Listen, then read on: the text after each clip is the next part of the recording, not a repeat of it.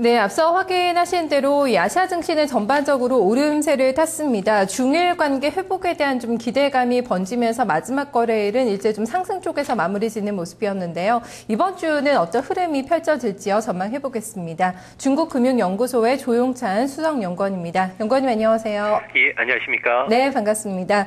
일본 증시가 소폭의 상승권에서 마감이 됐습니다. 그간 좀 올라오면서 9,000선을 꾸준히 지켜내고 있거든요. 이번 주 오늘장 흐름은 어떻게 좀 진행이 될까요? 네, 이번 주에는 아무래도 9,000엔선을 전후한 그 급등락 장세가 예상이 되는데요. 일본 항공의 재상장으로 도쿄 일부의 그 거래 대금이 1조엔대를 회복했습니다. 또 3월 결산 법인의 그 중간 배당을 받기 위한 마지막 그 배당부 시세가 화요일이기 때문에 이때까지는 기관과 해외 투자가들을 중심으로 해서 매수세가 유입될 것으로 보여지는데요. 하지만 일본은행의 추가 금융 완화 조치 이후에 주가를 이끌 만한 그 뚜렷한 지금 호재가 없는 상황입니다. 반일 시위는 누그러졌지만 대신 노조가 일본 기업에 대한 임금 인상 압력이 가해지고 있고요. 일본 제품의 그 수입 통관이 지연이 되고 있다는 점에서는 중국물 테마주의 그 또 다른 부담감이 되는 그런 모습입니다. 이 때문에 중간 배당과 관련된 제약연의 은행주를 비롯해서 최근 실적 대비 하락폭이 컸던 음식료, 통신업종은 아마 주초에 매수세가 몰릴 가능성도 있고요. 또한 상반기 실적 발표를 하고 있는 소매 업종을 중심으로 해서도 움직임이 좀 활발해지지 않을까 보여집니다. 네, 일본 은행과 정부가 경제 전박을 하향 조정을 하고 있습니다. 이제 일본 쪽도 이제 본격적인 하락 국면에 접어드는 것인가 이런 좀 우려감이 나타나고 있는데요. 이번 주에도 지표가 또 많이 발표가 되죠. 좀 흐름을 읽을 수가 있을까요?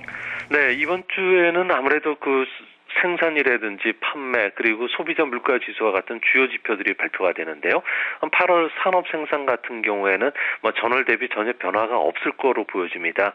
아무래도 에코 자동차 보조금 지급이 종료됨에 따라서 수송기계 쪽의 그 실적들이 상당히 안 좋아진 게 영향을 미쳤던 것으로 보여지고요.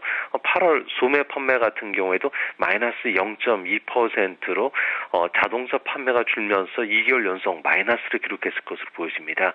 또한 그 소비자 물가 지수는 전달에 비해서 0.3%를 기록했을 것 같은데요. 이는 여전히 그 디플레이션 압력에서 벗어나지를 못하고 있기 때문입니다. 특히 이제 다음 주 월요일 날에는 기업들의 최강 경기 지표인 그 일본 은행의 9월 단칸 지수가 발표되는데요. 해외 의존도가 높은 대기업 제조업 그 단칸 지수는 엔구라든지 수출 감소로 해서 마이너스 4%로 떨어질 것으로 보여집니다. 6월 조사 때보다도 3%포인트 정도 하락할 것으로 보여지는데요. 아무래도 수출과 생산 지표가 모두 침체되어 있는 상태에서 소비도 약세를 면치를 못하고 있기 때문입니다. 이로 인해서 하반기 일본 경제는 한층 더 하락할 가능성이 높아 보입니다.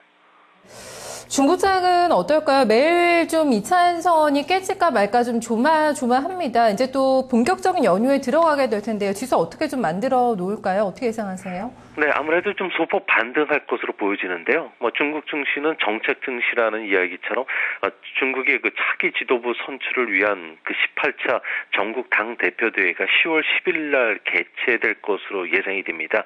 아무래도 꽃길을 만들어주기 위해서라도 정책 호재들을 쏟아낼 것으로 보여지는데요. 우선 인프라 투자를 계속 늘리는 그 정책안들이 지금 발표되고 있고요. 인민은행이 양적 완화인 공개시장 조작을 통해서 통화 공급을 계속 확대시켜주고 있고요. 또 외국인 주식 투자 한도 확대뿐만 아니라 국유 기업들을 압박해서 자사주 매수 공시를 하도록 지금 독려를 하고 있는 그런 모습입니다. 하지만 그 지금 현재 그 부동산세가 연말까지 다른 도시로 확대될 예정으로 있고요.